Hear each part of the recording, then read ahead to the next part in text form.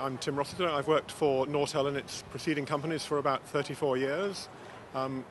I was made redundant along with a number of other staff from Harlow with no notice. So I'm James Parker. I used to run training for the whole of Europe, Middle East and Africa for Nortel. My name's Howie Brace. I was a deployment manager stroke customer prime within the integration and acceptance organisation. My name's John Balassi and I used to work within the global services organisation.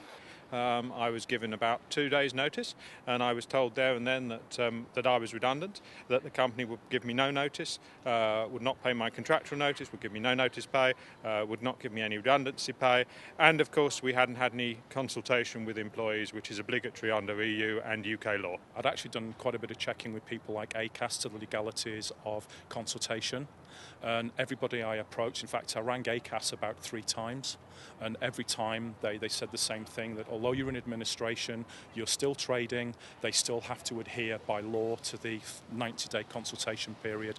The response I keep hearing from Ernst Young particularly is special circumstance, and I have not yet heard anyone who's had the special circumstance explained to them. It's very difficult to understand what special circumstances can possibly exist for a company that has £250 million in the bank in the UK alone, which can afford to give executives a bonus of £23 million and where they can quite happily carry out a consultation in France and Germany.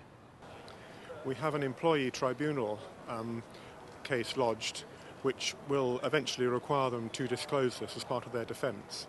But they obviously, I would imagine, will delay till the very last moment, and remains to be seen what those circumstances are.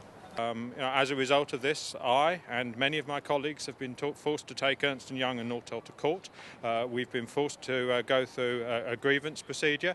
They must be spending a lot of money on replying to that, and in the end they're going to have to pay something, so I do not see how they can possibly be acting in the interests of the creditors as a whole.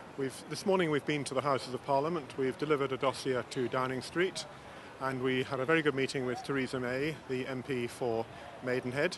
I think there were about 25 of us there. They saw about 5 different MPs. Certainly Theresa May was very interested in our case and thinks we've been treated appallingly. She also has an interest in the situation on the pension fund for Nortel. I am a pension trustee and is fighting very hard to try and get recompense for the 44,000 pensioners in the fund who've been very badly affected by this, and she is very concerned about the actions of companies and the strain it is putting on the PPF.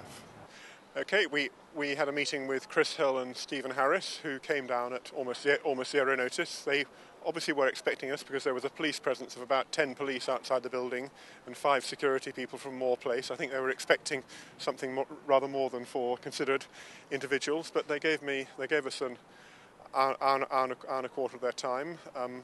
Listen to us. We laid out very clearly our arguments, particularly around the fact that we've been deceived over the circumstances, and I think they were unable to defeat our argument that we've been deceived over the circumstances.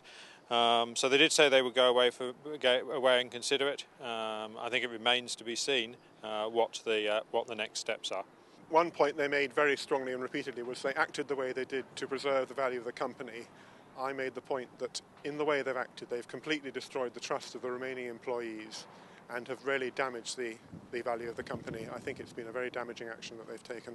We made it very clear that we had 20-25 people outside, and that there was going to be further action, that we aim to keep this in the public domain. I think the most devastating from a personal point of view is my son's getting married in July in Cyprus, and we won't be attending now. We've had to cancel the trip because we just can't afford to do it.